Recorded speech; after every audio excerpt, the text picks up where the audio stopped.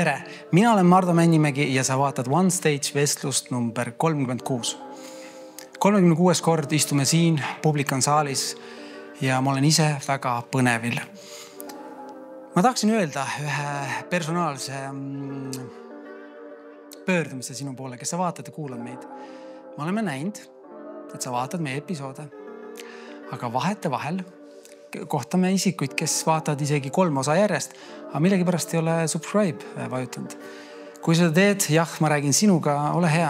See annab meile nii palju tagasi, et iga follow ja subscribe annab meile tohutult jõudu juurde. Nii et kui sind kõnetab see, siis tea, et meie oleme sinuga, ole sina ka meiega. Tänane osa on eriline osa külalise pärast. Ja ta on ka väga eriline sellepärast, et kogu see tänane episood saab üles võetud Shot on iPhone stiilis. See podcast on salvestatud täna telefonidega. Testime ja oleme sellest väga kindlad, et see õnnestub meil suurepäraselt. Siin sügav kummardus ja siirad tänusõnad CNC-le, kes on terve selleks hooajaks meid võtnud oma tiiva alla ja ma loodan ka, et hoiab meid selle tiiva peal. Väga tänulik, sügav kummardus. Minu ülesanne siin täna selles episoodis ja ka eelnevates episoodides on mitte, ma julgen öelda, ma ise tunnen, et minu roll ei ole seda siin juhtida, vaid minu roll on meie külalisele järgneda. Järgneda sellele, kuidas ta ennast avab, mis mõtted tal on ja olla lihtsalt kaasas. Nii et ma tänan selle usalduse eest ja ma kutsun saali siia toolile Lauren.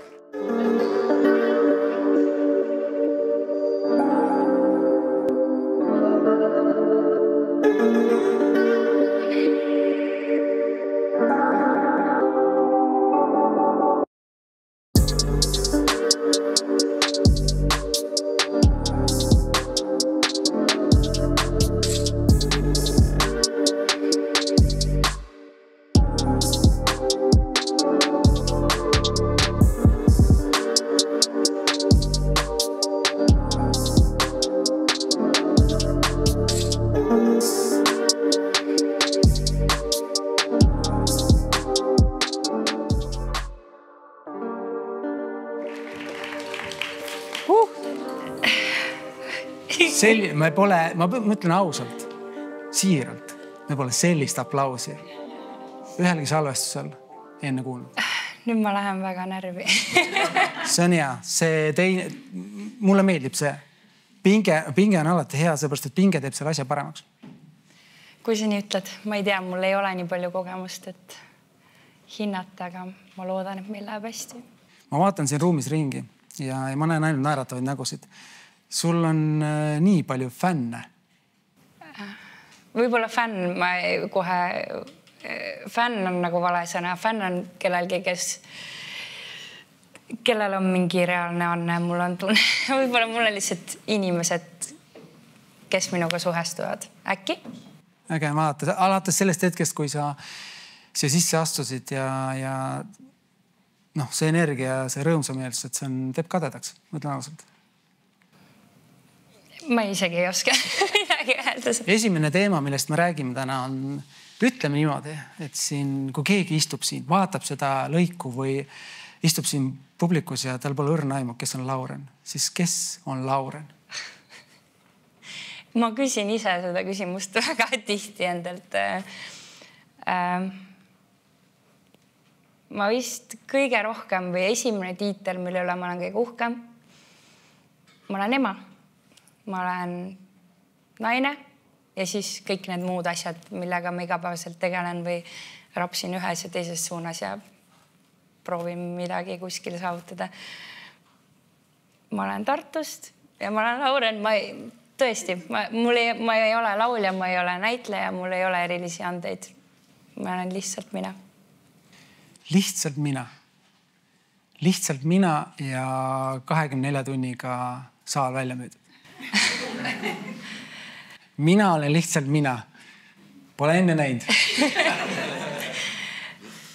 Siis mul on tunne, me peame selle mikri hoopis nagu ümber keerama teistelt küsima, sest mul on väga raske sellele vastata, sest et ma päris tihti mõtlen sellele, et miks kedagi peaks kottima, mis mina arvan. aga ma ei tea, kui ma sellele mõtlen, siis ma tarka vastust ei ole kunagi välja mõelnud. Ainus vastus on lihtsalt see, et ma olen tavaline. Lihtsalt, et mõnikord on hea suhestuda kellegiga, kes on ka Harju keskmine ja ma olen Harju keskmine. Ja see on, ma arvan, suht hea tunne nagu teistele ka. Äkki. Huvitav see siiruse tagasihoidluks, see on kuidagi ühendab väga palju edukaid ja silmapaistvaid persoone ja inimesi, et nad justkui ei taha, et see tähelepanu saamine, tähelepanu andmine, tähelepanu saada, see on üks selline mäng. Kogu see jälgijaskond ja et see ei ole... Ja tihti seda ei saa ise kunstlikult tekitada, et kuidagi oled sa tabanud naelapead sellega, mis sa teed. Oma siiruse ja nagu sa ütlesid, tavaline ema Tartust. Ja see on ilus. Ja ma ei ole kunagi midagi teinud väga strateegiliselt või mõelnud, et kuidas ma saaks teha midagi, et ma tabaks selle, kui mingi pea pihta. Selles mõttes, et ma ei ole väga mõtestatult teinud midagi, lihtsalt kuidagi elu on läinud nii, et ma olen leidnud inimesed, kes suhestuvad. Aga ma arvan, et see on tund läbi selle, et ma tegelikult ise olen otsinud inimesi, kellega suhestuda nagu ise. Või et kõik see, kui mina oma elu võib-olla natuke rohkem avama hakkasin, oli sel ajal, kui mina sain emaks ja kuigi mul oli väga palju tuge selles mõttes, et minu parim sõbranna sai samal ajal emaks. Ma ei tundnud end kunagi emaduses üksinda, aga siiski ülejäänud maailm läks edasi, aga mina olin lapsega kodus. Ja see oli see hetk, kus ma võib-olla hakkasin otsima. Tahtsin jagada oma elu, et tunda, et kas on keegi, kes veel nii tunneb. Ja siis sealt see kuidagi see lumepall võib-olla hakkas kerima ja mul on tunne, et need inimesed, kelle ma tol hetkel leidsin, kes olid ka võib-olla väga värsked emad, nad on koos minuga liikunud, et nad on endiselt emad, aga nad on pidanud ka vahepeal mõtlema, et okei, ma olin nüüd nagu hästi ema ära, aga oota, ma olen ju naine ka või tulla nagu tagasi ühiskonda, et võib-olla niimoodi on see kõik läinud, aga ma ei ole midagi kunagi teinud väga strateegiliselt või mingi suurema plaaniga kuskile jõuda. Väga huvitav, mul on see kohe jätku küsimus, aga enne, kui ma seda küsin su käest või me hakkame seda arutama, siis ma vaatasin siin saalis ringi, kui sa vastasid ja siin on 130 inimest saalis ja nendest 130 silmad ka ei pilkunud, nad lihtsalt vaatavad. Nii äge on, et meil on Eestis, nagu selle podcasti mõte on ka lihtsalt näidata, mitte näidata mingeid kaadritaguseid, vaid just seda siirast ja ausust ja mind ennast nii huvitavad inimesed. Vahet pole, mis ameti ma oleksin elus valinud, siis need inimesed seal, kelle mus on koostööd teha, on väga, see on nagu, ma olen nii tänan, et ma olen sind saanud korduvalt pildistada, see on olnud ägedad hetked, et ma tänan sind sellest. Kuidas siis tavaline? Kas sa kalendrisse paned, jätad tühjad kohad ka? Kui see, mida sa tegelikult elus tahad teha või mis võib-olla siin tulevikus ees ootab, saaks kukkuda või maanduda või tekkida? See tavaline ema. Ma arvan, et ma kunstlikult tühjasid auke võib-olla ei tekita. Ma olen lihtsalt nii laisk, et need tekivad ise. Ma olen väga see inimene, kes lükkab kõik asjad viimasel hetkele ja siis teeb need kuidagi ära ja loodetavasti nagu õigeaegselt kõik, aga enne seda ma hästi palju lebotan ja tekitangi endale neid tühjasid hetki, kus ma lihtsalt olen. Ja ma tohutult naudin seda, kui ma saan üksi natukene olla ja mõelda ja logeleda. Kui ma näed selles, on hästi palju vastuseid just see, et mõni inimene vaatab taeva poole aknast välja ja ütleb, et Anna, võiks olla mingi ägedad võimalusi. Võimalus mõtleb, et kas su kalendris vaba aega on. Et mulle tundub, nähes siin, mis sa oled teinud, et sa oled ülitegus. Sa oled ülitegus. Ma mul on aastatega nagu ma olen võib-olla see on nagu sihuke taipamine, et inimesed tunduvad väljapoole tegusamad, kui nad on. Et kui sa keegi, keda sa vaatad sotsiaalmeediast või jälgid lihtsalt laiemalt meediast, mõtled, ta rääkis siin, ta esines seal, ta käis vist seal ja ta jagas seda pilti ja siis tundub, et issand jumal, kõik on nii tegusad. Aga mulle meeldib nagu lihtsalt diivanil istuda. Aga ma teen ka asju, aga kõik on ju. Siis tegelikult need inimesed, keda sa pead üliteguseks, no ma arvan, et 1% on need, kes iga päev ärkavad kell 5 ja kes ainult teevad tööd ja on tublid ja siis käivad trennis ja siis on jälle tublid. Ma olen üsna kindel, et meile kõigile meeldib tegelikult suht palju lepotada. Või vähemalt mulle, et ma arvan, et ma tundun tegusam, kui ma olen. Ma resoneerun teiega sinuga, seda aega on vaja iseendale ja leiutamiseks. Võib-olla kui minna siit edasi, siis sa ütled, et sa palju lebotad. Aga mida sa kardad? Mida kardab Lauren? Mida kardab, milline see hirm välja näeb üldse? No kui me ei mõtle seda, et mingid, ma ei karda küll ämblikke, aga mõni vastaks võib-olla mingi asi, millega sa ei taha kokku puutuda, siis mul on nagu mul on siuke hästi irratsionaalne hirm, mis mul on tunne, et hästi vähestel on või nagu see ei tundu loogiline ja sellega on väga raske nagu samastuda, aga ma arvan, need, kes samastuvad, need saavad must väga aru. Ma kardan seda, et või see on nagu hästi suur hirm mu elus ja ma olen ka lahti mõtestanud, kus see on tekkinud, aga et ma olen suutnud ülimeisterlikult kõik inimesed oma elus ära petta, et ma olen hea inimene ja ennast ka. Aga tegelikult ma olen nagu jube inimene ja lihtsalt, et varsti kõik see nagu paljastub või nagu siuke ja ma tean, sellel ei ole nagu alust, aga kuidagi elu ja mingid elukogemused, kus võib-olla mind on nagu niimoodi pandud tundma, on mulle ikkagi selle siukse väikse seemne pannud idanema, et ma kogu aeg mõtlen, et äkki ma olen ikkagi jube inimene. Ja see on nagu siuke hirm, mis mu elus on nagu siuke suurem, siuke päris hirm. Huvitav. Ja kui ma hästi palju teen sellega selles mõttes tööd, et mõtlen, et kui keegi ütleks mulle, et sul on punased juuksed, siis ma ei hakkaks ju öösiti mõtlema, et äkki mul on punased juuksed, vaid ma ütleks, et ei, mul ei ole punased juuksed. Aga keegi ütleb mulle, et sa oled nii halb inimene ja kõik varsti saavad teada, et sa oled halb inimene. Vaat see nagu paneb, sellele ma ikkagi mõnikord öösel mõtlen. Väga siuke niši hirm vist. Niši hirm. See on äge, et sa seda jagasid. Ma isegi võib-olla küsimusega üldse sinna ei mõelnud, aga täpselt. Aga mida ma pean silmas, et meil tegelikult kõik, ma hakkan mõtlema, meil kõigil on see hirm, et kas ma tegelikult olen see, keda ma mängin siin ja mida ma teen iga päev. Kas ma olen see, mida ma iga päev tegelikult teen? Ja nagu kui kergemaks teha seda teemat, siis teine asi, ma kardan suitsuvorsti. Ei, see tundub nagu seda maitset või et sa näed suitsuvorsti poes. Ma pole elus söönud suitsuvorsti, see tundub mulle nii jube ja selle lõhn on nii halb. Ja ükskord, kui ma olin, ma ei tea, palju vanem, kui ma peaks olema, ma arvan, ma olin mingi 10 või 12, siis mu vend jooksis suitsuvorsti latiga mu järel ja ma nuttes jooksin eest, sest see tundus mulle kõige hirmsam asi, millega mulle järgi jõuda. Ühesõnaga, on nagu mingid toredamaid asju ka, mis ma kardan. See on natukene kergem, ma tõesti, suitsuvorsti. Mida sa kardad? Suitsuvorsti? See on nii jälklõhn, ma ei tea. Ja kõik, ma tean nii paljud armastavad, nüüd ma olengi jube inimene, aga ei.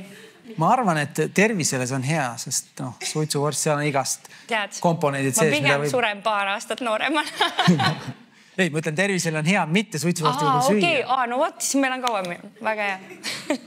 Aga sa ütled lapsepõlvest vend. Venda ei ole siin täna? Ei, venda ei ole siin. Suitsuvorstiga.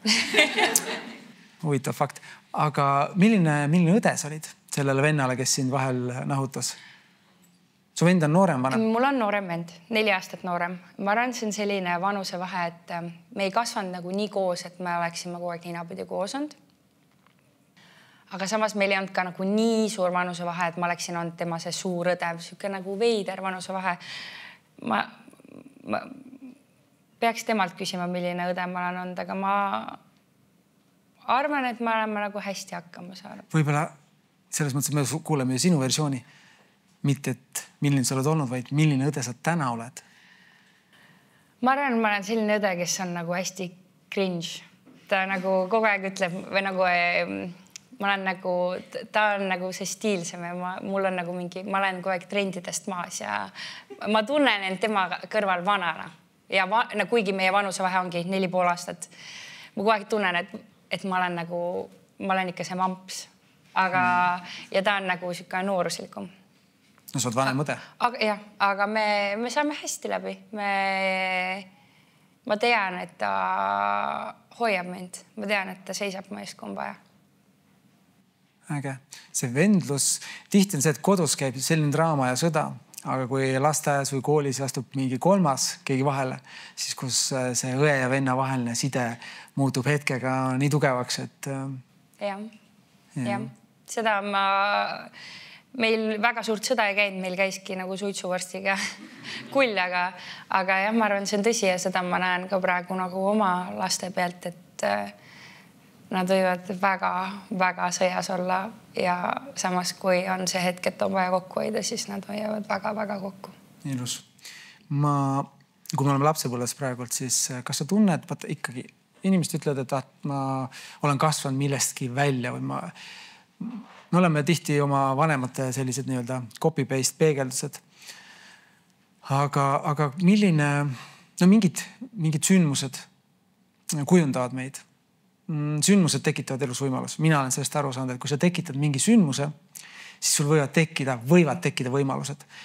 Aga sündmused tekitavad inimesed. Ja tihti me tekitame ise neid või keegi tekitab neid meie jaoks või lapsele on üks suur sündmuste tekitaja tema ema ja isa. Kuidas sa näed oma ema ja isa nende sündmuste tekitajana? Nad olid alati olemas. Minu vanemad on nagu hästi siuksed kodukesksed ja nad on alati olnud olemas. Nad ei ole olnud sellised, et nad on su küljes, nad ei anna sulle õhku, absoluutselt mitte. Nad on mind väga palju usaldanud ja lasknud mul ise kasvada. Aga mul ei ole kunagi olnud tunnet, et nad ei hooliks minust või neid ei oleks olemas, kui mul neid on vaja. Et ma sain igal peol käia tingimusega, et kui midagi juhtub, siis ma helistan. See tõenäoliselt tegi minust väga igava siukse teenageri, sest mul ei tekkinud tunnet, et ma pean nende tagant nagu hiilima. Ma sain nendega kõike jagada lihtsalt, et kui on päriselt jama, et siis ma julgeks helistada, sest ma ei ole öelnud, et ma lähen sõbranna juurde ööseks, kui ma lähen peole. Ja siuke usalduslik suhe, ma arvan, et iseloomustabki seda, kuidas nad on mind kasvatanud ja või ma olin 13, kui nad lubasid mul üksinda Jaapanisse elama minna, et ma arvan, et 13-aastane? Jah, ma olin 13 ja ma olin jube peenike. Mul olid nagu siukest 2 hambaorki olid jalgadeks ja siis kuidagi sattusin modelliagentuuri ja pakuti välja, et kui sa nüüd 6. klassi lõpetad, et siis suveks võid minna 3 kuuks Jaapanisse elama. Aga keegi ei pakkunud välja, et ema ja isa pead kaasa võtma, et lähed ikka ise. Ise 13-aastane Jaapanisse? Jah, mul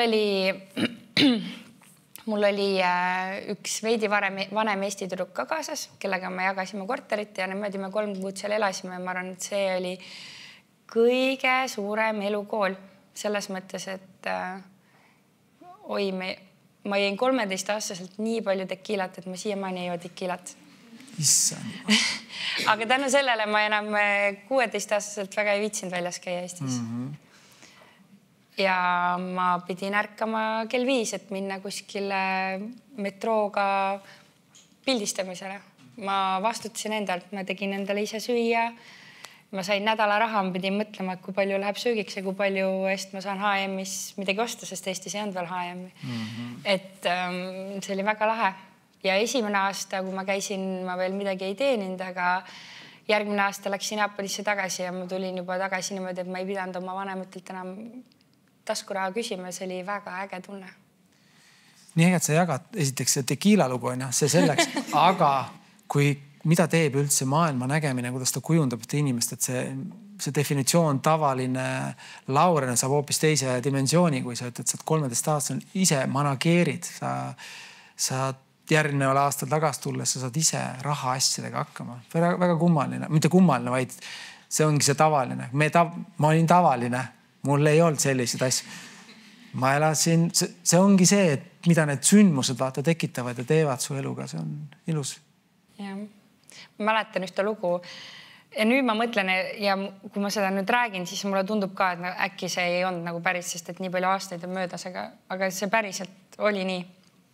Et ma tulin sealt Jaapanist, siis ma olin juba 14, tagasi ma olin nagu juba vana kala seal ja ma sain sularahas selle tasu. Modelliagentuurides on niimoodi, et kui sind kutsutakse välismaale ja sa saad iga nädal sealt taskuraha, sa elad kuskil korteris, lennupiletid, siis sa oled nii-öelda alguses miinuses ja iga töö, mis sa saad, sa teenid end lõpuks nulli ja kui sa sellest veel rohkem töötad, siis kõik selle ülejäänud raha saad endale. Ja mul õnnestus, et ma teenisin siis raha ja ma tulin käekotitäie sularahaga Eestisse. Lennujaamas oli kindlasti palju küsimusi. Keegi ei küsinud. Mul on nii kummaline. 14-aastane käekotitäis sularaha. Kõigepealt ma pidin need jeenid kroonideks vahetama, sest see oli 2010 aasta, siis olid veel kroonid. Läksin Davidisse Tartus Rüütel tänaval, võtsin oma käekotist need jeenid, sain tagasi 81 000 krooni.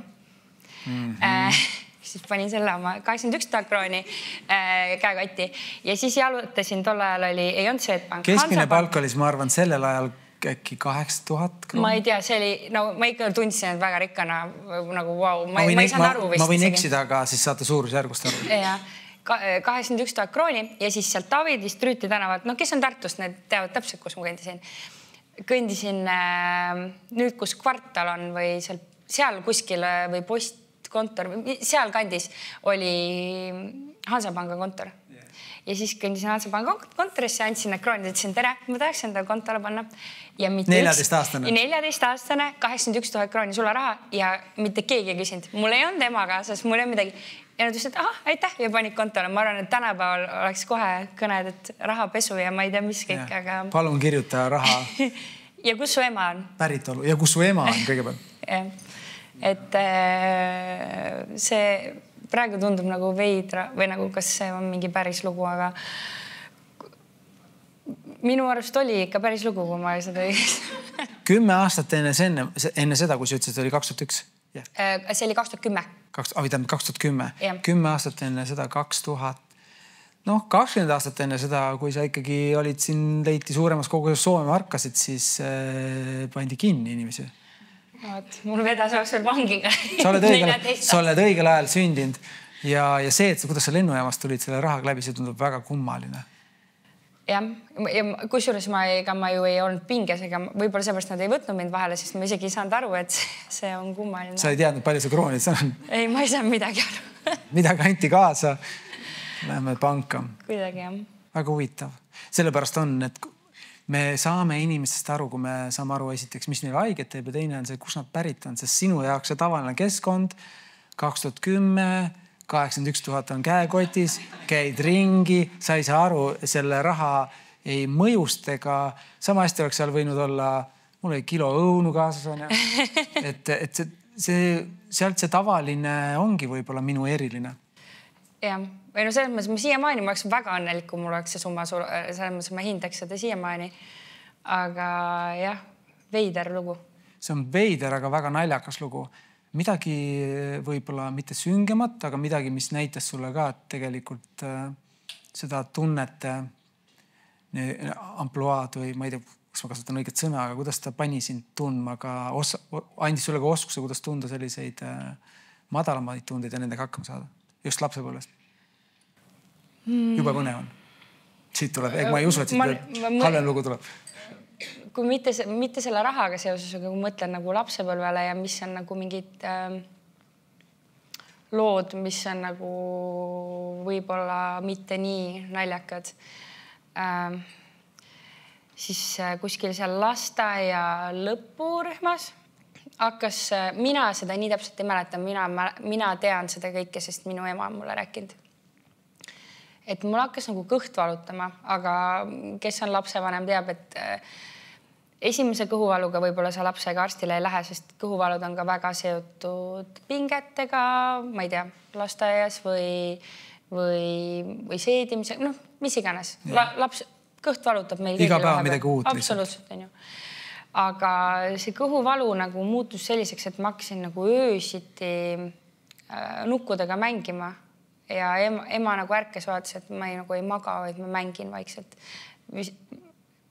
Vist järelikult ma olin selline laps, et ma nagu ei tahtnud väga segada või vinguda, et siis ma lihtsalt nagu, aga magada ei saanud ja see võib-olla on juba lapsevanemana jällegi see punane lipp, kus saad aru, et tead, kui mu laps niisama ütleks, et tal kõht valutab, siis ta ikkagi öösel magaks, et järelikult see on nagu päris.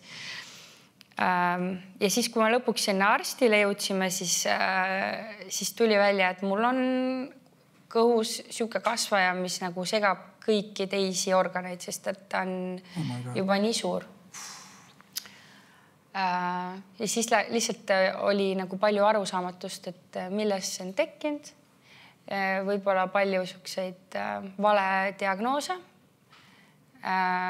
mida minu vanematega jagati ja mis võib-olla praegu mina lapsevanemana mõtlen, et ei tehtud õigesti. Ja siis lõpuks, kui see eemaldati, see oli nagu hea loomuline kasvaja. Küll väga mitu kilo kaalus. Minu teada, ma mõeldan mingi väike 6-aastane tüdruk. Aga kõik läks hästi. Ja tegelikult ma ei mäleta seda, et see oleks mingi jube kurb mu lapsepõlve mälestus. Ma lihtsalt praegu täiskasvanuna ja lapsevanemana mõtlen, et mul on nagu kurb mõelda oma vanematest. Sest minu vanemad said minu samas vanuses, kui mina sain emaks, siis mul on väga lihtne mõelda, et nemad olid umbes 29-30, nagu mina olen praegu. Ja nende laps oli haiglas sama vana kui minu vanem tütar. Et kui raske see võis olla, kui ebaõiglane see võis tunduda.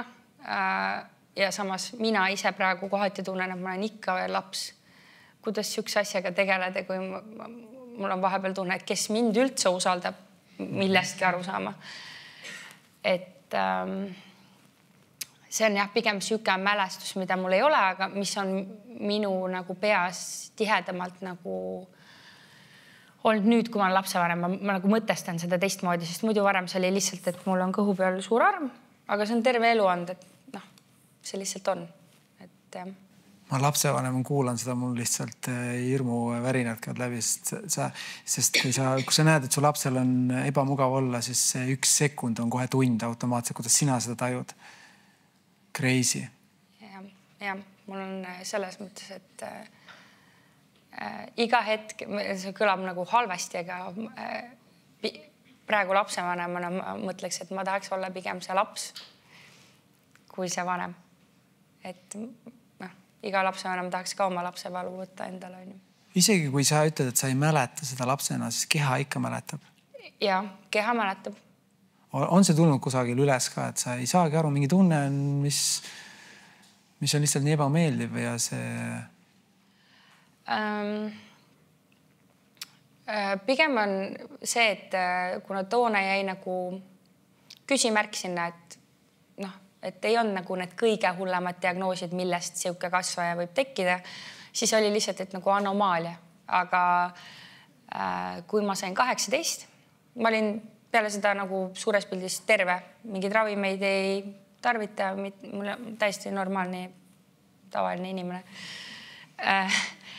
Aga ma sain 18 ja siis tekib see võimalus, et minna veredoonoriks. Ja siis ma kohe läksin, mõtlesin nii äge, ma saan sealt mingi šokolaadi ja ma saan head teha ja nii tore. Käisin ära ja siis paari nädala pärast tuli kõne, et mu veri on selline, et see tekitab teistes inimestes nagu šokki või see ei sobi kellelegi ja et see on nii halb, et äkki tulete nagu ise uuringule, et võib-olla te olete ise, kes kellegi teise verd vajab. Ja siis 18-aastaselt lõpuks siis see veri jõudis geneetikuni ja me saime lõpuks teada, miks see 6-aastaselt see kasvaja tekkis, et mul on siuke lihtsalt autoimmuunhaigus või siuke geneetiline omapära. Et peale seda nagu see viimane pusletükk võib-olla sai nagu paika, et miks see on juhtunud. Ja nüüd ma lihtsalt olen nagu teadlikum. Aga jällegi, kui valida endale midagi, mis sul on viga, siis ma arvan, mul on ikkagi väga vedanud, sest et mu mõistus töötab. Ma käisin täna hommikul jooksmas, ma liigun.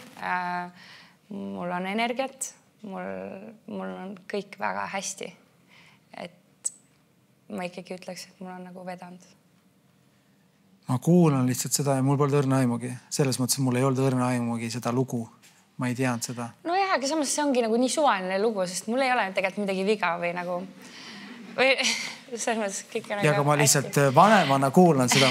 Ma kuulan ja suured lapsed või väiksed lapsed, väiksed probleemid, suured lapsed, suuremad probleemid ja sa armastad neid hetki. Need ongi need ajad, mis me kunagi tegelikult mõtleme tagasi, mõtleme need head ajad, kus me neid raskusi võitsime, aga nendel aastatel, kui see juhtus, see meditsiin oli, see lonkas, see diagnoosid ja see info oli selline, et me ju ka teame tihti seda, et sul võib väga vedada, aga väga palju on ikkagi meditsiiniasutuses küsitakse su käest ukse peal.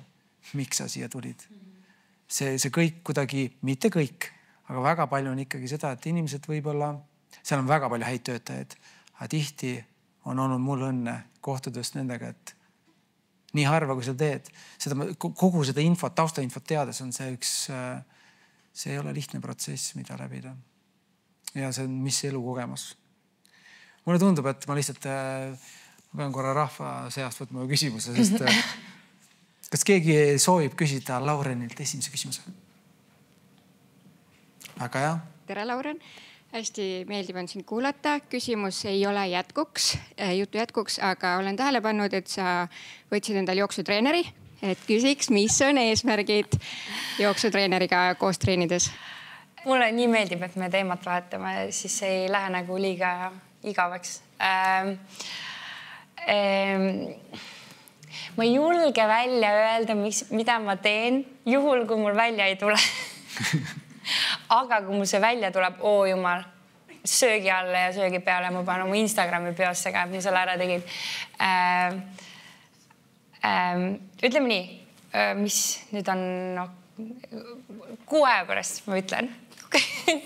Aga teen trenni, et loodetavasti teatud distants läbida joostes ja niimoodi, et äkki pärast ei lonka. Ma olen rohkem see, et nagu under promise and over deliver. Et kui ma praegu välja ütleks ja siis ma ära ei tee, siis on nii nagu kehv. Muidugi saaks sellest teha mingi väga inspireeriva jutu, kuidas vahet pole, võib ka failida ja niimoodi, aga always win. Ja, see on ka nagu äge, aga ma pigem ei mõtlen, et kui ma ütlen kõva häälega välja, et ma teen midagi ja siis ma ära ei tee, äkki nagu, siis ma pärast hakkan mõtlema, et äkki sellepärast ma ei teinud ära, et ma ütlesin kõva häälega välja, et ma teen. Et ma varsti loodetavasti teen siis selle eesmärgi saavutane, oi jumal, siis ma räägin sellest. Aitäh sulle. Sa oskad väga hästi keerutada. Sa oskad hästi keerutada ja jah, see tuli sul hästi välja. Aga aeg on selline kummaline mõiste, see läheb lihtsalt nii kiiresti, me küllap näeme seda hetke ja siis me teame meenutada. Ja. Üks teema, millest ma tahtsin rääkida, on see, et kui lihtne on sul kohal olla. Ja see on pluss ja see on suur miinus. Sa oled nii kohal, et sa unustad võib-olla mõned ülesanded ära. Ma kuulan, siin on 130 inimesed haud vaikus, kuna sa neid kuulavad. Kas läheb sul vahepeal mõte mujale või oled? Oi jumal, see on minu arust mu põhiprobleem. Mu mõte nagu käib 1000 suunas kogu aeg. Ma pean kõik, mu Notesi äpp on nagu ma nagu sõltun sellest. Hakkad loed niimoodi lihtsalt, ei saa nagu, kui mul tekib mingi mõte, ma pean kohe kirja panema, sest muidu mul läheb kohe meelest ära. Aga samas, kui mul tekib mingi nagu fookus, siis ma saan väga fokusseeritult teha midagi.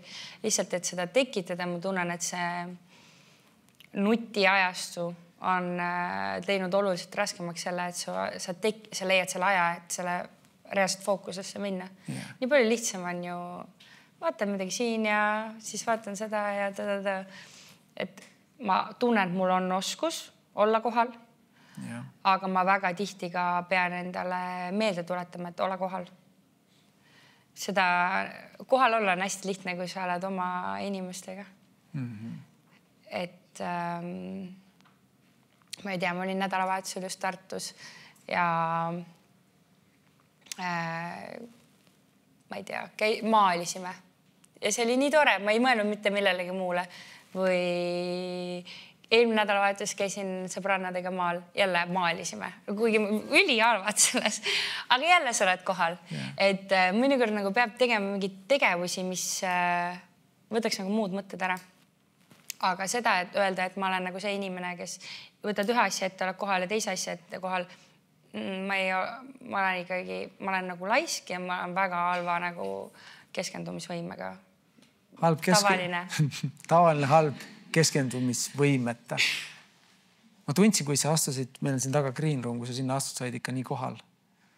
Sa olid kohal, siis me tegeleme siin ju inimestega, me intervjueerime, me vestleme nende inimestega. Ja see on ka midagi sellist, mis ei ole enam nii lihtne, sest kõik piuksud, mis sul telefoni tassis käid, me rääkisime, natuke arutasime, mis täna juhtuma hakkab. Me ei rääkinud detailselt mitte millestki, kui raske oli sul üldse ennast siia tuua, kui ma ütlesin, ma ei saada sulle küsimusi ette. Ma arvan, et kõige raskem osa oli sulle lihtsalt nagu jah öelda, et ma üleüldse siia tulen. Sealt edasi ma olin juba nagu niikuinii usalduse sinu kätte andnud, et mul ei olnud enam millegiga nagu võidelda. Yeah. Nii et kui sina ütlesid, et sa ei saada küsimusi, siis nii on. Siis selle otsuse tegelikult mina tegin juba, ma ei tea, 2 kuud tagasi, et niikuinii sina juhid. Nii et see ei olnud nii raske. Ma pidin lihtsalt nagu lahti laskma sellest, et minul ei ole kontrolli, sul on kontroll. Ja, kui äge, et sa seda ka väljendad, sest see ongi meie eesmärk, et olla ikkagi usaldusväärne projekt, et inimesed julgeks tulla. Sa ei ole aastaid käinud kusagil rääkimas, ei podcastis, ei saadetes. Miks sa jah ütlesid? Ma ise ka ei tea. Võib-olla see, et sa olid juba varem ka küsinud. Jaa, ma käin nagu uni peale. Aga võib-olla ka see, et ma olen väga kõhutunde pealt tegutsev inimene. Väga palju elus on see, et kui ma olen teinud otsuseid vastavalt oma sisetundele, siis need on mind viinud väga õigesse kohta. Ja alati, kui ma tegelikult ei ole oma sisetunnet kuulanud, ma olen pärast seda kahetsenud. Ja kui sa nüüd suvel kirjutasid, siis ma mõtlesin, et aga mida ma kogu aeg põen? Kõik need suved, mis ma olen kirjutanud. Üks suvi. Sest tavaliselt ma keeldun taolistest pakkumistest ja ma ka saan aru oma nagu mõttelõngast, miks ma keeldun. Aga seekord sa võib-olla õigel hetkel nagu küsisid ja ma mõtlesin, et kui mul praegu on see tunne, et äkki see ei ole ka halb idee, siis äkki tasub tulla. Aitäh sulle. Ja ma ütlesin eelnevale küsijale, sa ütlesid esimese asjana, et see võib-olla, jätkan teisel teemal, panid tähele, kuidas sa Laurenil lihtsalt säram panid selle jooksuga, no ta head püsti tõusnud, et see kõik ongi üks tervik. Seega, järgmine küsimus saalis, sest teid on siin palju ja ma tahan anda teile võimaluse küsida. Meil on seal käsi. Ja, tere. Tahtsin küsida, et kui sa ei tegeleks nagu blogiga, siis mis oleks sinu unistuse töö? Tegelikult ma tegelen nagu või olen vabakutseline alla 2 kuu. Mul oligi töö. Nii naljakas on rääkida sellest nagu mineviku vormis nüüd, aga ma töötasin turunduses. Nii et kui ma ei tegeleks oma siis nagu persooni brändiga, siis ma arvan, ma ikkagi tegeleks turundusega või mingi üritus, millegi korraldamisega. Ma tunnen, et ma oskan võib-olla projekte juhtida ja mulle meeldib turundada. Ma ei ole seda õppinud, aga jah, äkki see, ma tunnen, et ma ei tea, kui hästi see mul välja tuleb, aga ma naudin selle tegemist. Selge, aitäh. Aitäh. Kas on midagi, kui me täna siin juba oleme, räägime elust ja käisime korra sul lapsepõlves, kas on midagi veel, mida sa, enne kui me edasi läheme, mida sa tahad jagada näiteks sealt? Lapsepõlvest? Ja sealt on nii, minu meelest kujundavad, ma alati selgitan natuke oma küsimust, sest võib-olla inimesed ei näe mu pähe, aga ma mõtlengi, et ma ei tea, kas sa resoneerud, et on mingid sõbrad, kellega sa ei tea mitte midagi neist. Sa ei tea nende lapsepõlve lugusid. Mina tean, sest ma küsin. Ma lihtsalt küsin, mind täiega huvitab, et ma saaksin su mingist käitumismustrist aru, siis nii-öelda sinu selle tavalise asjal on reeglina alati mingi tegu ja juhtumine. Siis võib-olla sa jagasid sellist äärmuslikke asju hetkel, aga midagi, mis pani sind mõistma, et mis üldse on, kuidas armastada, mis on armastus või tunded just elu vastu, mitte nagu partneri, vaid just elu vastu. Kus see tuli? Sest see on tavaline ja kõik on tavaline, aga sa millise säravate silmadega sa alati otsa vaatad ja kui ma olen sind töötamas näinud või kuidas sa suhtud inimesse, mulle väga meeldib see. Kus see tuleb? Kus sa selle õppisid? Kes sulle seda õpetas? Kindlasti lihtsalt minu pere või nagu ma tunnen, mul on väga-väga vedanud, et ma tulen, igal perel on oma probleemid ja omad isiksused, aga nüüd teatava elukogemusega ma julgeks öelda, et ma tulen väga tervest perest. Et minu ema ja isa on siiamaani abielus. Kindlasti ei ole veatu abielu, aga nad on koos. Nad on väga võrdsed partnerid. See on see, millega mina olen üles kasvanud. Meil ei olnud soorolle kodus. Ma ei saanudki aru, et see oli minu jaoks nii normaalne, et siis kui ma sain vanemaks ja hakkasin märkuma, sain aru, et see ei ole kõigi tavaelu, et ema ja isa on nagu võrdsed nii kodutöödes, kõiges. Nad ei piira teineteist. Ma olen nagu hästi palju elu terveid mustreid kõrvalt näinud, mida ma tõesti pidasin ülitavaliseks. Hiljem võib-olla tihtipeale räägitakse, et kui sa ise oled paari suhtes, et siis hakkad kas nagu matkima neid mustreid, mis sa oled näinud, või siis kuna sa pole mingid mustreid nagu näinud, siis sa ei oska neid ära tunda. Siis nagu see, mis ma nagu kodus nägin, ma ei olnud kunagi elus näinud ebaterveid suhtemustreid. Ma ei osanud neid oma elus ära tunda. Lisaks emale, isale, vennale mul on ka laiem perering, kes on väga lähedased. Ma olen väga lähedane oma vanaemaga, kes on lihtsalt nagu kõige säravam inimene, keda sa tead. Absoluutselt, ma arvan, iga inimene, kes on taga kokku puutunud, ütleks seda. Ma olen kindel, et kui keegi vaatab seda podcasti ja ta teab minu vanaemat, ta kirjutab mulle, et jaa, see on tõsi. Ja tema elu ta ei ole lihtsalt särav õnnelik, sest et ta elu on jällegi ainult nii lihtne. Ta elu ei ole olnud nii lihtne, aga see, kuidas ma olen kõrvalt näinud, kui siiralt rõõmus ta on, kui palju, ta ei ole lihtsalt mingi fassaad, et näidata, et kõik on hästi, vaid et kui palju ilu ta oskab näha asjades, rõõmu leida asjades, kuigi kogu tervik ei ole alati positiivne. See, ma arvan, on mind nagu hästi palju õpetanud või võib-olla isegi mitte nii teadlikult, vaid lihtsalt see on see, mis on minusse nagu sisse kasvatatud. Ja ma arvan, et see, milline ma olen ikkagi, on minu pere pärast. Ma arvan, et emal ja isal on tore seda osa vaadata või kuulata ja kui palju see mõjutab. Sest me lapsena ei teagi, mis on terve, mis on katki. Jah. ja muidugi ise lapsevanem olles, siis sa tunnetad seda pinget, et millised lapsed ma ise kasvatan, mida nemad nagu tunnevad, sest ma võin teha üht või teist asja ja see ei pruugi jääda meelde. Ja täiesti kolmas asi, mis on nagu mingi hetk, võib neid terve elu mõjutada. Ja sa ei saa valida, sa ei saa seda kureerida lapsevanemana.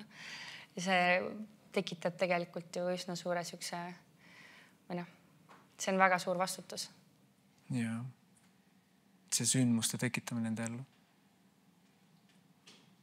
Kui me räägime ka sündmusest, mis võib olla negatiivne, mis on tingitud lihtsalt elu mingist situatsioonist. Nagu sa ütlesid enne, kui sa algul rääkisid oma sellest haigusest, siis väga palju on ka see, et elu samal ajal juhtus ka. Ei olnud nii, et sa ei tahan sellele keskenduda, vaid kuidas sa pead lihtsalt leidma selle aja. Sa leiad selle aja. Ja väga äge. Ma arvan, et kui vana su vanaema on? Minu vanem. Vanaema just. Vanaema. Issand jumal. Ma ei tea, ta on nii nooruslik, aga 70-ndates. See on noor inimene. Ja ta on väga noor inimene. Ja. Noor. Ma siin tean, sõprusringkonnas vanaisad on siin, kes on 94 ja minu vanaema just hiljaaegu lahkus 96-aastasena. Kahju kuulda muidugi. Aga nii ilusalt elatud elu ja me keegi ei ole igavesti elus. Ja selles mõttes, et mul on väga-väga suur nagu varandus, et minu tütred tunnevad minu vanavanema ehk siis nende vanaema. Ja nad nagu, ta ei ole neile võõras inimene, neil loodetavasti jääb alatiseks meelde, et meil on nagu nii palju põlvi koos eksisteerinud. Ja kas sa oma vanaemaga saad rääkida, millest te räägite? Oi, kõigest saan rääkida, absoluutselt.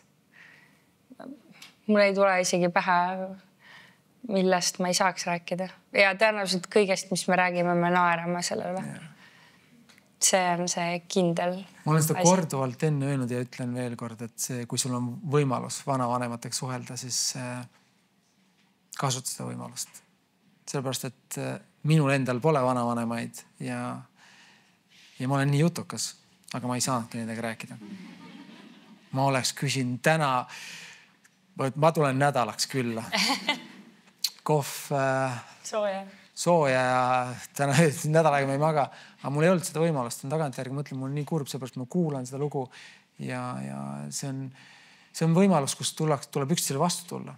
Et kui vanavanemad ei soovi, ei ole avaldanud soovi, siis nemad annavad sulle turvalise just kui tahad ruumi sulle anda. Sest nad on nii elu kogenud. Nad saavad aru, et nad ei saa suruda peale, sest võib-olla kaob üldse kontakt. Ja noored, meil on ülesanne, lähme ise vastu. Nii et sul on väga vedanud, kui sa saad vanavanematega rääkida just lapsed samamoodi. Mul on väga vedanud. Reeglil on kõigil ägedad vanavanemad. Ma ei ole väga kuulnud, keegi ütleb, mul pole tore vanaema. Kas keegi on siin, kes julgeb? Ma arvan, kui sa nii ütled, siis keegi raudselt tõstab käe, ütleb, kus juures ma lapsena, kui ma väike laps mõtlesin, ma läksin sinna, siis mu vanaema kaitses, mul on hästi tore ema, kaitses mind nagu ema eest, kui midagi sain noomida. Ja mida? Siis ma mõtlesin, kuidas ta nagu must aru saab? Aga ta oli vanem, ta oli elukogenum, ta sai aru, et kõik need emotsioonid ja mingisugused väiksed tülid lähevad alati üle. Ta vaatas alati ette, ta ei olnud kunagi selles sündmuses liiga kaua, nagu ei keskendunud sellel. No ja kui ma mõtlen, et minu vanemad on nüüd minu laste vanavanemad, siis nagu tõenäoliselt nad lubavad minu lastele oluliselt rohkem kui mulle, sest et nad on vanavanemad, neil on see privileeg, et nad saavad olla see good cop ja mina olen ikka see bad cop. Ma arvan, see on üsna tavaline muster. See on tavaline muster, aga lapsena sa ei saa aru, kuidas ta ei mõista. Ma mäletan lugu, kus mu ema käskis mul süüa ühte suppi, mida ma üldse ei tahtnud. Ja ma ütlesin, et ma kolin vanaema juurde. Ja ma kõndisingi kodust vanaemale küll, ütlesin, et ma kolin nüüd, siis ma ei suuda emaga enam elada. Ma arvan, ma olin mingi teises klassis. see oli mingi külm supp. Arvata oli. See ei tööta üldse. Nagu me elasime, siiamaani elame. Mingid juurikad asjad on sees. Ei, kindel ei. Peediga raudselt. Ja. Ei, see oli salvesti mingi valmis suppi segu segas keefiriga ja oli mingi, et see on nii hea, sa pead sööma, ma ei soovi. Ja sellest tuli siuke tüli, ma ütlesin, ma lähen vanema juurde ära.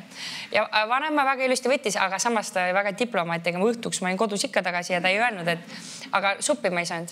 Selles mõttes ma olin kangem. Kus vanam seda kõike teadis? Elukogemus. See oli väga naljaks. Järgmine küsimus saalist.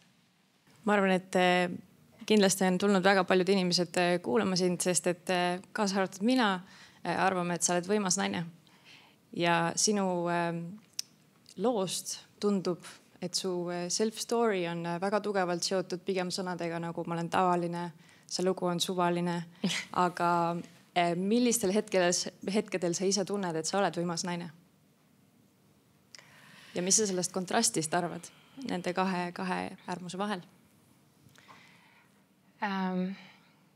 Tegelikult ma tahaks alustada sellega, et mul tegelikult ei ole nagu, ma tean, ma nagu nii lihtsalt ütlen nagu tavaline, suvaline, aga seda ma kunagi elus ei ole arvanud, et ma ei ole midagi väärt. Mul nagu, ma tean südames, ma olen enesekindel ja ma saan asjadega hakkama.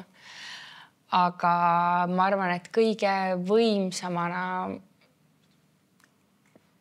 tagasi vaadates, mitte võib-olla isegi selles hetkes, ma ikkagi olen tundnud need hetkedel, kus on olnud väga raske. Kui sa pead tegema otsuseid, mis nagu ei ole lihtsad, aga sa pead tegema neid väga, sellest ei ole pääsu. Ja tagasi vaadates siis nendel hetkedel ma mõtlen küll, et okei, ma saan kõigega hakkama. Et kõik need rasked hetked ja nende ületamine on nagu väga tugeva tunde tekitanud. Pluss sünnitamine ka suht siuke võimas või õigemini nagu see tunne pärast, sa mõtled, et nii lahe on olla naine. Kõik siuksed võib-olla hetked, kus on nagu raske ja mõtled, et miks ma pean olema naine. Ja siis sa teed seal ära ja sa mõtled, et milline privileeg on nagu nii palju elu jooksul muutuda. Ma nagu ei taha nagu nii naised versus mehed, ma absoluutselt ei vihka mehi, aga lihtsalt, et naisena sa oled tüdruk, siis sul on hormoonid ja sinust saab naine, siis sinust saab ema, siis sinust saab jälle naine, aga sa oled ka ema. Et see, kui palju kordi sa pead nagu uuesti nagu liblikaks saama. Mulle tundub, et meeste elu on palju siuke lineaarsem. Et alati, kui sa selle uuesti sünni või kuskilt nagu läbi surud, siis pärast mõtled, et tegelikult on suht võimas olla. Jah. Väga hea küsimus.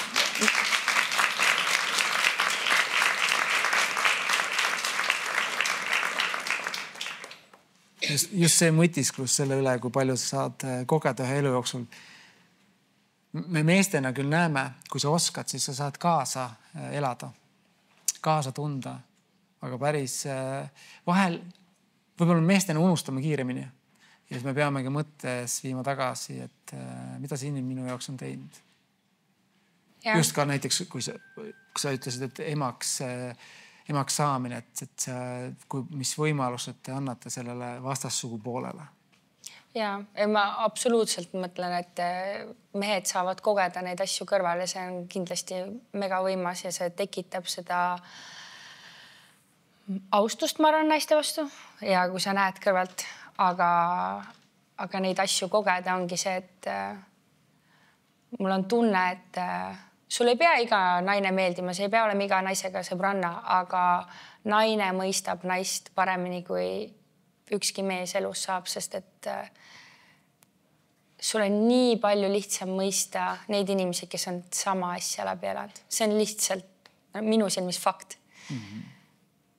Ja see on see, mis võib-olla naistena ka nagu ühendab ja mis ma tunnen, et ma olen nii õnnelik, et ma olen naine, sest et meestel on kindlasti ka väga sügavad sõprussuhted ja kõik on äge, aga naised on ikka naised või selles mõttes, et see, kuidas see sihuke sõsarlus on, kuidas tegelikult saab teisele naisele kaasa elada, sest sa mõistad teda. See, kuidas sul oma sõbrannadega sa saad nagu olla see, mis sõprussuhted on naistel. Ma ei tea, see on nagu nii suur varandus ja see on miski, mida ma vist ei vahetaks millegi vastu. Isegi kui mul kord kuus on nagu jumala raske. Ja see on ikka äge. Sa oskad seda väga hästi neid sõnu seada ikka. Ja just see, mina mehena ütlen, ei olegi, neid ei saagi võrrelda.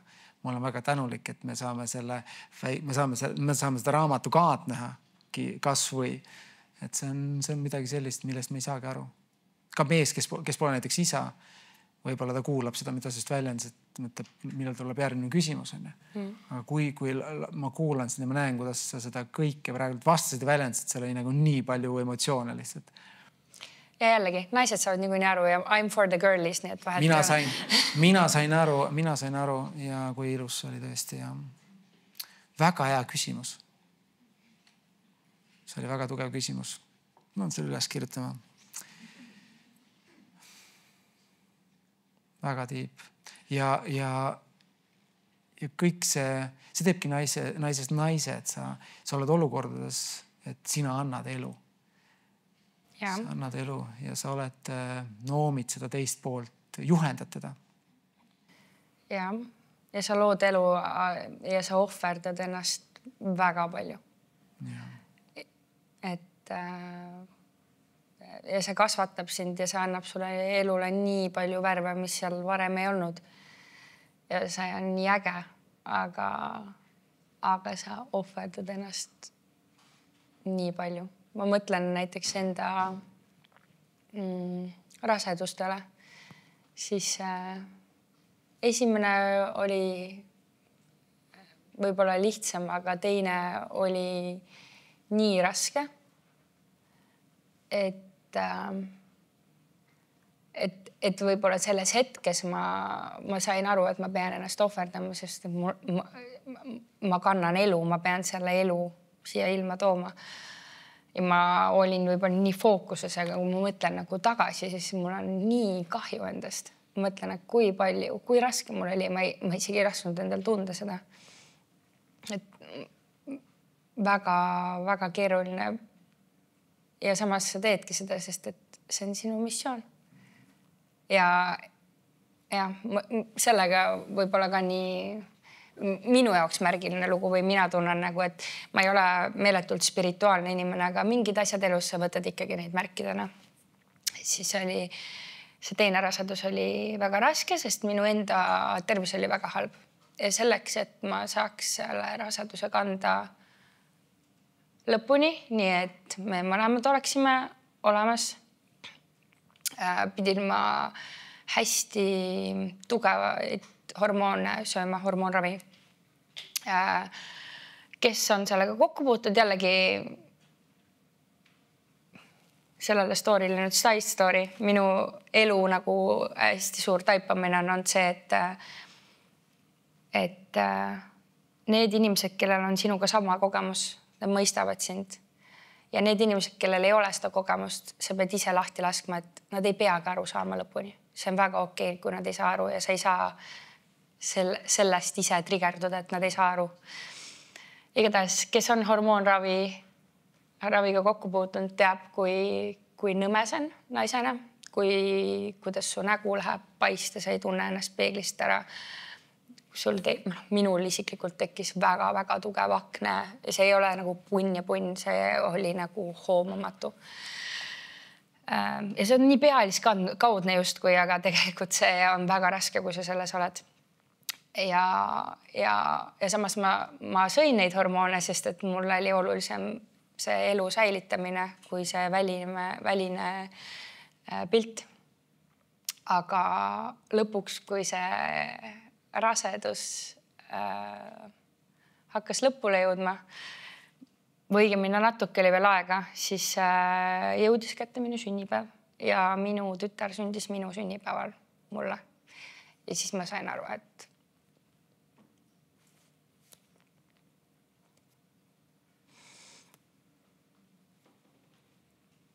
nii nõme, ma ei tea, miks ma vahepeal siuke olen, ma küll lambi hästi peale mõtlen.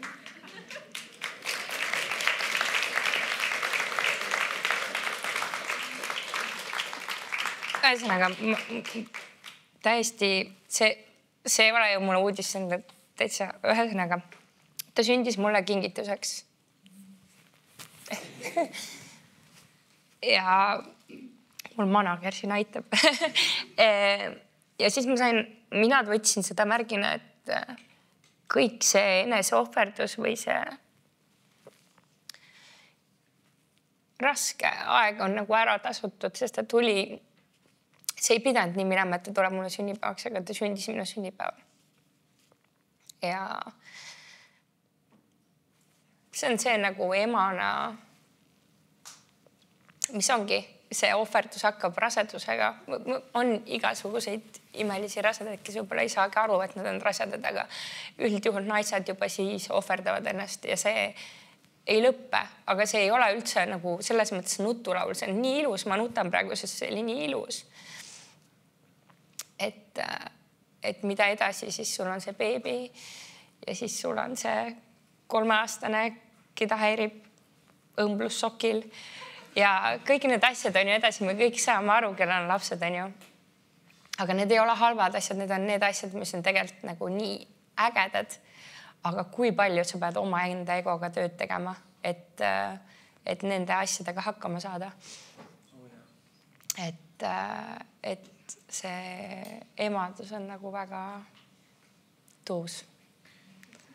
See on tuus ja see on sul ikka nii sügaval südames ja see on meil looduse poolt ka nii mingil määral määratud. Mul ei ole pädevust seda kommenteerida, mis sellest rääkisid.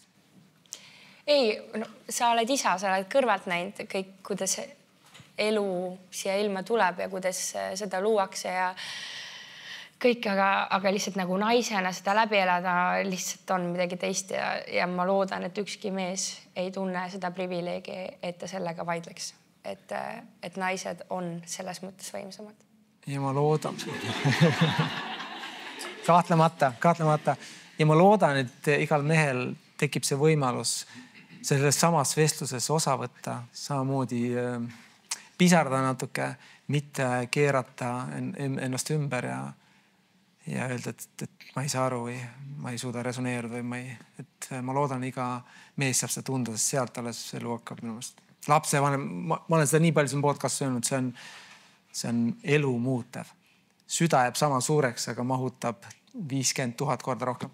Jah, nagu lihtsalt elu oli enne värviline, aga nüüd on nagu hästi palju rohkem värve. Jah. Ma ei oska siit edasi minna. Ma võtan järgmise küsimuse saalist. Ma nägin enne seda kätt juba, tuleb sulle kohe mikrofon. Tere, Lauren. Ma tänan sind jagamas seda teist poolt endast. Rõõmsamas toonis küsin, kuidas on sinu liikumisharjumused, et räägi seda täpsemalt lähemalt. No jälle ma pean alustama sellega, et ma olen oma loomuselt väga laisk inimene. Mulle meeldib istuda, mulle meeldib lamada ja mulle meeldib igast kräppi süüa. Aga liikuda meeldib ka. Eelkõige mulle meeldib kõndida ja joosta. Ja väga mingis kindlas spordis ma hea ei ole, sest et ma ei tea, ma ei ole nii andekas. Aga praegu tänu sellele, et ma teen nii-öelda eesmärgiga trenni, eesmärgist me ei räägi, siis ma käin praegusel hetkel igapäevaselt jooksmas. Aga kõige rohkem elus ma vist olen rõõmu või sükest hästi palju nagu liikumisest tulenevaid endorfiine saanud jalutamisest. See on see, mis vist jällegi, kes on emad, saavad aru, et kui sa oled selle väikse beebiga kodus, ja sa oled ikka natuke isoleeritud maailmast, siis sa ei taha end ka sinna täiesti tuppa kinni panna, siis sinu elus hakkab igapäevaselt nagu sinu vaimset tervist mõjutama see, et sa saaksid õue jalutama. Ja see, kuidas ma oma 2 beebiga jalutasin iga päev, see oli see, mis ma tunnen, et miinust tegi väga palju normaalsema ema. Et jah, jalutamine, jooksmine, aga kujundujumist ma ei tee või padelit ka ei oska mängida. Padel on nii populaarne ja sa ei mängigi padelit. Jah, kahjuks mitte või õnneks või... Ma õigemini väga paljud minu sõbrad ja sõbrannad mängivad, mu isa on padeli hull. Aga mul on tekkinud juba see tunne, et ma olen juba rongist nii maha jäänud, et mul on nagu siuke vimm padeli vastu. Ma juba nimelt ei taha proovida. Sest kõik teised on juba nii, et ma ei viitsi enam. Ma arvan, 2025 aasta enim postitusi tehtud on padel. Võitja, padel. Mulle väga head laused kuulsin hiljuti, et padel on nagu spordi mõttes sama nagu praegu need labubud, vaata.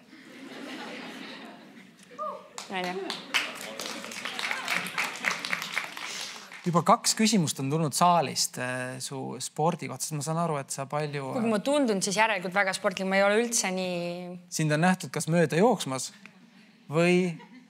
Või minust on mööda joostud. Emkumb. Ja. Mulle meeldis see, et see on heas mõttes öelda, et tüüpiline mees näeb probleemi ja hakkab kohe lahendama. Tahab alati tuju teha heaks ja see küsimus pani sind korra. Mitte, et nagu see enne, need olid ka ennem, nagu sa ütlesid, rõõmu pisarad. Kui äge lihtsalt, et sa jagasid. Need on väga isiklikud asjad. Ma vist olen oma loomult lihtsalt siuke hästi üle jagaja. Jah, need on isiklikud, aga samas, kas need on midagi, kui ma neid jagan, siis ma kuidagi panen end olukorda, kus keegi saaks mulle kuidagi seda nagu minu vastu pöörata, siis ma arvan, et ei. Ma ei tea, võib-olla ma olen oma loomult, ma olen alati olnud see, kui keegi küsib, et või koolis, et lahedad teksad, kus said, siis ma ei ole see, et ma ei tea, vaid ma olen nagu, et HM-ist praegu on soodukaga mine ruttu, et see on vist mu nagu loomus. Võib-olla sellepärast mulle nagu sobib teha seda, mis ma teen, sest ma niikuinii tahan üle jagada. Lihtsalt siis see ring on natuke suurem kui mu paar sõbrannat. Kui ma küsisin 10 inimeselt, Lauren, mis midagi, kõik ütlesid ühe sõna. Mis sõna see oli? Appi, ma ei tea. Appi nad ei öelnud. Appi ei kutsunud keegi. Mul on tunne, nagu ma ei... Nad tõid ühe sellise sõna nagu autentne. Mida tähendab autentsus sinu jaoks? Ma ei tea, ma ei mõtle sellele igapäevaselt. Kui ma mõtlen seda, et kes mõjub mulle nagu siukse siira ja autentsena, siis need on vist need inimesed, kes ei mõtle üle. Kui ma tunnen energiast, et ta ei lavasta midagi või ta ei ole nii teadlik oma ümbritsevast keskkonnast, et ta nagu üle analüüsib ja siis käitub nii, nagu tundub, et see publik kõige paremini vastu võtaks. Inimesed, kes lihtsalt on. Nemad mõjuvad mulle hästi siirana, autentsena. Kas ma ise, ma loodan, et ma olen mina ise, aga tõenäoliselt jällegi alati igas ruumis sa oled ikkagi nagu tahes tahtmata eri nagu kostüümis selles mõttes, et ma arvan, et oma lähedamat sõbrannadega ma olen palju naljakam. Veel naljakam. Mul on nagu vähem filtrit. 81 000 krooni. Et see on nagu loogiline, et me oleme eri olukordades erinevad, aga ma tahaks loota, et ma ikkagi, et minu ma ei tea, kas see on eesmärk, aga mu lootus on, et kui ma kellegagi kuskil suhtlen ja siis see inimene näeb mind mingis teises seltskonnas, et siis ta ei lähe pärast kellegi ütlema, et issand jumal, ta on tegelikult nagu nii teistsugune. Uss. Kindlalt uss, nõid. Et lihtsalt, et isegi kui ma olen nagu nii palju vabam või nagu vastavalt olukorrale, siis ma mõjuks ikkagi nagu sama inimesena. Et see on mu lootus. või see mulje, mis ma tahaks endast jätta. Ja see oli nagu, ma ei tee nalja. Need inimesed ütlesid, nagu oleks kokku leppinud. Autentne. Ma ei oleks seda ära arvanud. Ja see võtabki selle kokku, see siiruse aus, et ega täna võib olla autentne olla. Võib-olla sa pead mitte autentne olema kõigepealt, et saada autentseks, saad aru, et kui raske on mingit rolli mängida. Eks me ikka kodused näevad vahel, kui me ärritume, et seda teist mina pilti võib-olla pisut ja see on elu terve, kui see eksisteerib, siis sa saad aru ka, et sa oledki autentne. Et sa lubad tunda endal. Ja, see on ka nagu töö või olenevalt kuhu poole sa siis kaldu oled. Minu jaoks see on nagu töö, et nagu lubadagi endal tunda. Ma olen vist pigem nagu seal pool, et ma pigem nagu kipun nagu, kui mul on raske, siis nagu endasse tõmbuma. Aga kuna ma oma lastele proovin õpetada, et kõik tunded on okei ja me loeme iga päev mingit jänku raamatut, et nutmine on väga fine ja viha võib vihastada, aga ise ma seda teha ei oska, sest mind võib-olla ei kasvatatud nii, mis on väga okei. Meie vanemad kasvatasid meid oma parimate teadmistega. Siis ma olen aru saanud, et ma pean ise ka õppima tundma tundeid. Ja, see on elukestev. Ja no lapsed on mega head õpetajad. Ja, kõiges. Arvad, et sa oled, ma olen nii rahulik. Ja. Kuigi mitte, et ma liialt nagu ennast kiita tahaks, mul on nii palju nagu nõrki kohti, aga kui on üks asi, milles ma nagu olen ennast üllatanud, siis mind on suht raske närvi jääda. Aga mul on väga palju muid asju, millega ma pean tegelema. Meil kõigil on. Ma võtan veel saalist. Tere, Lauren. Mina olen terve õhtu mõelnud selle peale, et meil kõigil on elus raskeid hetki. Väiksemaid, suuremaid. Aga sina küll oled nagu viimaste aastate raskustest justkui ainult võitjana välja tulnud. Mis on need mõtted, mis sind näiteks rasketel hetkedel edasi viivad? Mitte inimesed, ilmselt su lapsed ja sõbrannad, aga midagi neile, kes tahaks ka tulla võitjana välja?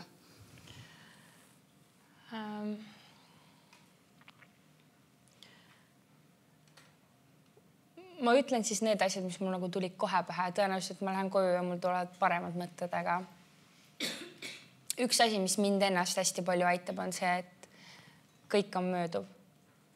Et see on ka heade hetkede kohta, et ma ei tea, sul saab see šokolaad otsa ja võib-olla see suvi saab otsa, on ju. Aga kui iga inimene, ma arvan, kui mõtleb oma elu peale praegu, et kõik raskused su elus, mis üks hetk on tundunud nagu nii suurena, nii kõike hõlmavana, nii lõputuna. Ma olen suht kindel, et iga nendest asjadest üks hetk mööda läinud. Ehk siis ka see raskus, mis võibki olla väga suur ja lai, see saab ka üks päev läbi. Ja see nagu mõte on mind väga palju aidanud, sest et seda mõtet on nii palju lihtsam oma peas raskel hetkel nagu ratsionaliseerida, sest sa saad oma elust tuua endale näiteid. Aga mäletad, kui see hetk oli ka ilgelt nõme. Ja praegu ma isegi väga ei mäleta seda tunne või nagu see ei tundu nii hull.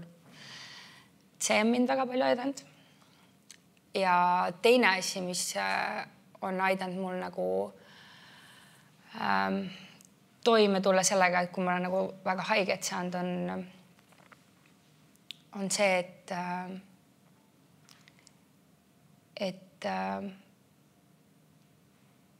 sa ei peagi nagu lõpuni aru saama teiste tegudest või miks nad niimoodi käitusid.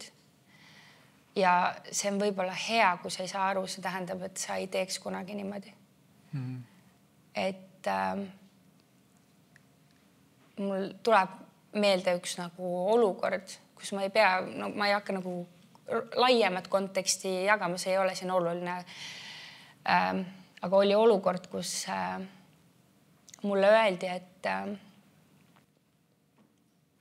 et see oli ju nii ilmselge, et ma valetasin sulle, et sa oled loll, et sa mind uskusid. Ja tolles hetkes ma sain nii haiget, sest ma mõtlesin, et mina olen nagu terve elu uskunud, et need inimesed, keda ma usaldan, kõik, mis nad mulle ütlevad, ma ei kahtle selles, sest meil on usaldus. Ma ei mõtle, mu aju ressurssi ei lähe selle peale, et mõelda, et ta praegu mulle ütles, aga äkki ta valetas, vaid et ma võtan kõike nii, nagu mulle öeldakse. Ja siis hiljem kuulda sihukest lauset, et see oli ju nii ilmselge, et ma valetasin, et sa oled loll, et sa uskusid mind. See tegi nagu nii haiget, aga hiljem ma olengi nagu seda seedinud ja mõelnud, et milline privileeg, et ma ei mõista osasid mõttekäike. See näitab, et ma ei teeks nii või see ei mahuks mulle pähegi nii teha. Et erinevate nagu sihukeste raskete asjade võib-olla nagu läbi mõtestamine või neid proovida kuidagi keerata nii, et sellest oleks sulle mingi kasu. Sellest on mul ka hästi palju nagu abi olnud. Raske on ju mõista, kui sa ei mõistagi. Jah, aga mõnikord see ongi nagu privileeg. Ja teinekord jällegi on see, et sa pead lahti laskma sellest, et kõik ei mõista su kogemusi, ainult need mõistavad, kes on võib-olla sama asja kogenud. Ja sa ei saa marru minna sellest, et kõik ei mõista sind. See on väga okei. Aitäh, väga hea küsimus oli see. Ma võtan ühe siit saalist ja siis hakkame otsa kokku siduma. Tere. Siia sõites ma mõtlesin, et miks ma tahtsin tulla. Et miks mul see soov nagu tekkis, sest ma olin enam kui kindel, et selline 95% on siin naisterahvad, kes siin istuvad ja ega väga puusse ei panedki. Et koos meiega vist kokku 5 on mehi siin. Aga see selleks. Ja siis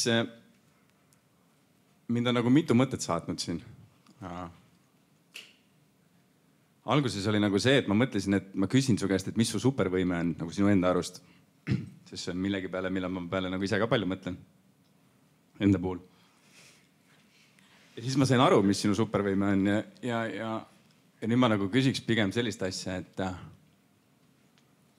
et sul on nagu selline, või peegeldaks sulle pigem, et sul on selline tohutu suur võime kuidagi lahti seletada naise olemust meestele. Et ma olen elus kuulanud väga palju erinevaid podcast'e ja lugenud igast huvitavaid raamatuid ja mul ei ole vist kunagi nagu nii selgelt kohale jõudnud, mida naised on nagu pidanud läbi tegema selle jaoks, et emaks kasvada ja kui suur privileeg meil meestena on isaks saada läbi naissoo siis. Et see on nagu kindel üks superpower ja väga soovitaks seda ka nagu laiemalt inimestele jagada, sellepärast, et see kuidagi jõudis nii hästi kohale. Ja ma unustasin oma küsimust ära. Okay. Aga ikkagi tuli meelde, et mis oleks sinu soovitus meestele nagu laiemalt? Kuidas naisi võib-olla paremini igapäevaelus, mitte isegi mõista, aga kuidagi sellest bändi ka nagu, sellest bändist nagu osa saada, sest et tundub nagu päris tore tegelikult kogeda kõiki neid ilusaid tundeid. Aga tegelikult me meestena tahame tegelikult väga kaasa lüüa, vähemalt normaalsed mehed meist.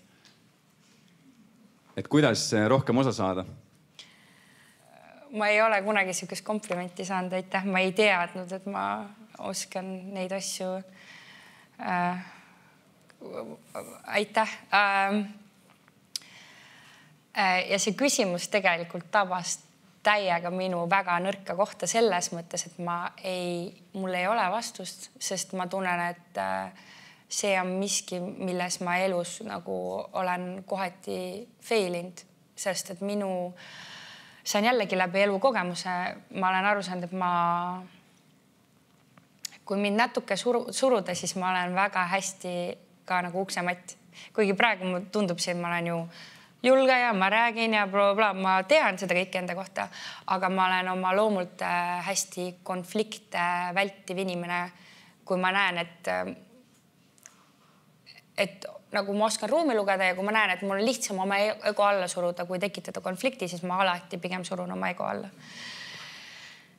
Ehk siis ma kaldun ka sinna poole, et ma pigem olen siuke, et ma saan, mul on lihtne, ära üldse et ma ei ole olnud piisavalt naiselik naine mõnes mõttes oma elus.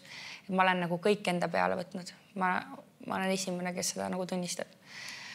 Aga õnneks elu on nüüd õpetanud, et sa võid ka nagu toetuda kellelegi ja väga nagu sinu partner hea meelega on osa sinu nagu või panustab. Aga mul ei ole sellele vastusele veel või nagu lõplikku vastust, sest ma tunnen, et ma ise alles õpin toetuma ja nagu seda elu raskust alates olmest kuni nagu suuremas pildis jagama. Võib-olla see ongi see, et üks asi, mis ma ütleks meestele, et ma ei usu, et ükski mees on nii loll, et ta ei saa aru, et ta naine teeb kõike teist ära. Mehed on lihtsalt mugavad ja lasevad ära teha. Ja kui sul ongi siuke naine, kes ei nääguta, vaid teeb ära, see ei tähenda, et tal ei ole raske. Ära ole nii mugav ja nagu paku ise välja, ole proaktiivne. Ära ole lihtsalt mugav ja pigistu silma kinni, sest ma ei usu, et mehed on nii lollid. Et ohverda natukene või suru oma ego alla ja paku välja, kui sul on selline kaaslane, kes ei küsi abi. Et sest nii mugav on lasta enda eest kõike teha. Et jah, võib-olla natukene märkamist. Ma arvan, meil meestena on siit sellest vastusest palju õppida. Ja härra, kes esitas küsimuse, ma arvan, et seal oli veel üks täpsustav asi, mis, kuna ta oleks võib-olla küsimus meelest ära, ta tahtis kindlasti ka küsida seda, et kuidas seda mitte liiga hilja teha, alustada seda vestlust ja märgata. Sest mehed on nii, ma ei ütle midagi meeste kaitseks, vaid me oleme, kui see töötab, siis tihti ei paranda seda. Ongi vaja mingit lärmi, mis annab selle tagasiside, et see ei tööta tegelikult väga hästi. See töötab, aga mitte väga hästi. Ja ma arvan, et see koos kasvamine partneriga ja rääkimine, mis on ootused, et see on elutervet, ei tohi võtta isiklikult, kuigi vahel on raske. Absoluutselt, aga jah, kommunikatsioon ja ka lihtsalt kommunikatsioon, siuke tervislik, edasiviiv kommunikatsioon on võimalik, kui see tegemist on terve suhtega. Kui seal ei ole mingeid väga valesid dünaamikaid, sest et kui sa oled sellises kohas, kus sa tegelikult saad aru, et sa ei saa sellist vestlust pidada, siis sa ei saa ka neid dünaamikaid muuta. Et ma arvan, et kõige alus on see, et suhtes ei oleks väga siukseid toksilisi mustreid. Jah. Väga nõuanne. Ma arvan, et härra sai vastuse. Härra sai vastuse, aga ma nägin, üks ma lubasin ühele naisterahvale. Ole hea. Sulle tuleb ka mikrofon. Tere ja aitäh selle väga inspireeriva vestluse eest alustuseks. Minu küsimus alguses, täiesti alguses rääkisime sinu fännidest või inimestest, kes sinuga samastuvad või keda sa inspireerid, siis minu küsimus oleks, et kes on need inimesed, keda sina fännad või keda kõrvalt vaatad, et tema moodi tahaks olla ja miks? See on ülihea küsimus tegelikult. Sest see on jälle teema, mida nagu viimasel ajal olen lahti mõtestanud ja on nagu vestlusi olnud oma kaaslasega ka. Ja elukogemus on viinud sinna, et ma vist tõsiselt nagu fännan või imetlen neid inimesi, keda ma tunnen. Sest nii mitmeid kordi kogenud seda, et inimesed, keda sa liiga nagu kaugelt nagu imetled, nad ei ole üldse sellised, nagu sa neid kaugelt imetlesid. Aga need inimesed, keda sa tunned, sa tead, millised nad on. Palju lihtsam on seda imetleda, et sellisena, nagu nad tunduvad, nad ka päriselt on. Ja seda ma nagu imetlen. Ja pigem võib-olla ma imetlen nagu mingeid omadusi. Kui keegi on milleski väga hea, siis nagu seda imetleda on äge, ma ei tea, kes teeb väga hästi süüa või kes väga hästi laulab või oskab väga hästi riidesse panna. Aga ma olen fangirl ja see nagu on üks paar, keda ma lihtsalt imetlen, sest minu arust mulle meeldib, kui inimesed oskavad ilusti elada ja Taivo Piller ja Mart Haber. Ma tahaks olla nende laps. Ja ma tahaks elada nende kodus, ma tahaks elada nende maakodus, ma tahaks nendega reisida käia. Mulle meeldib, kui inimesed elavad stiilselt. Ja jällegi, ma ei tunne neid, aga see, kuidas nad oskavad elu ilusalt elada. See on nii äge. Aga muidu lihtsalt nagu inimesi oma sisu poolest ma pigem imetlen neid inimesi, keda ma tunnen ja, sest see on nagu, ma ei tea, mulle tundub õigem. Ja kõiki naisi oma elus. Mul on väga tugev naiskond ümber. Et minu sõbrannad on mind ikka nagu kõigest läbi vedanud ja see, millised nagu naised kõik eraldiseisvalt on täiesti erinevate karjääridega, erinevate peremudelitega ja nad kõik on lihtsalt nii võimsad. Võt seda ma imetlen. Ilus.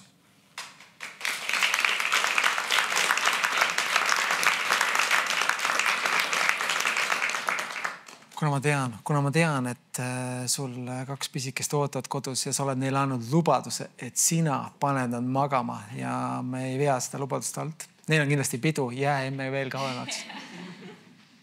Emme palun, aga mul on 2 sellist mõtet veel. Üks küsimus ja teine lõpetuseks. Kui lihtsalt sa andestad? Suht lihtsalt. Mul on nagu mingi ajuprobleem, mul läheb meelest ära konfliktid. Et mul ei jää meelde, miks üldse, mis see probleem oli. Aga mul on ka väga vedanud elus, mul on elus väga vähe konflikti. No lisaks sellele, et ma muidugi võib-olla mõningatel juhtudel väldin konflikti, siis tegelikult nagu, ma ei tea, mul on elus sellised inimesed, kellega ei ole võimalik tülitseda või nagu ei teki probleeme, nii et mul on väga harva üldse pean andestama, sest et kõik on nii toredad, et mul on väga vedanud. Aga endale? Teistel on ju lihtne andeks anda sekundid, aga ise endale? Endale on see, kui sa nagu mõtestad läbi, et miks nii läks, siis küll ma lõpuks andestan, aga endaga on kindlasti nagu raskem. Aga ma arvan, et meil kõigil, kellel see on suht inimlik, ma arvan, kui sa oled enesekriitiline, et natukene jääb kerima. Andesta ja unusta. Pigem küll, jah. Sa oled täna, Lauren, nii palju isiklik asja jaganud, et no lihtsalt nii ägedad lood. Sa oled erakordselt hea lugude rääkija. Ma ei tea. Ma tundsin kõik emotsioonid. Kõik, mis maailmas on olemas, ma tundsin täna siin. Ma olen mees. Ma ei tea, kui hästi sul üldse oli. Nende teemadel võib-olla sõbrannaga oleks siin lihtsam rääkida, aga mul on kõige parem. Mul on kõige parem tool. Mul on kõige lähemal. Ja mul on harukordne võimalus lihtsalt järneda sellele, mida sa jagad. Et ma hakkan alles nüüd aru saama, mida me siin teeme. Lõpetuseks, et ikkagi lapsed saaksid täna õhtul magama, esmaspäeva õhtul.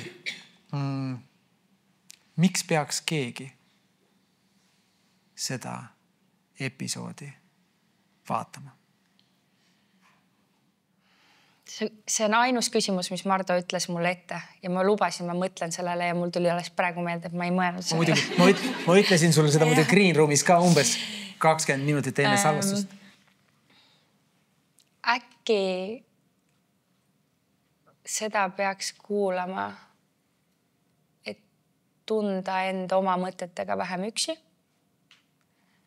Kui siin on mõni mõte, mis suhestub, siis see on minu arust maailma kõige parem tunne aru saada, et keegi teine tunneb sama. See teeb sinu tunded nii palju lihtsamaks, seeditavamaks. Nii et äkki tasub kuulata, et sa leiad oma mingile tundele vaste. Aga ma ei oskaks parem lõpetada see, mis siin õhtul täna juhtus, kui siiras ja autentne sa oled. Mina arvan sama. Ja oli raskeid ja lihtsaid hetki sind kuulates. Ja ma siiralt tänan sind. Aitäh! Aitäh, et sa kutsusid! Ja.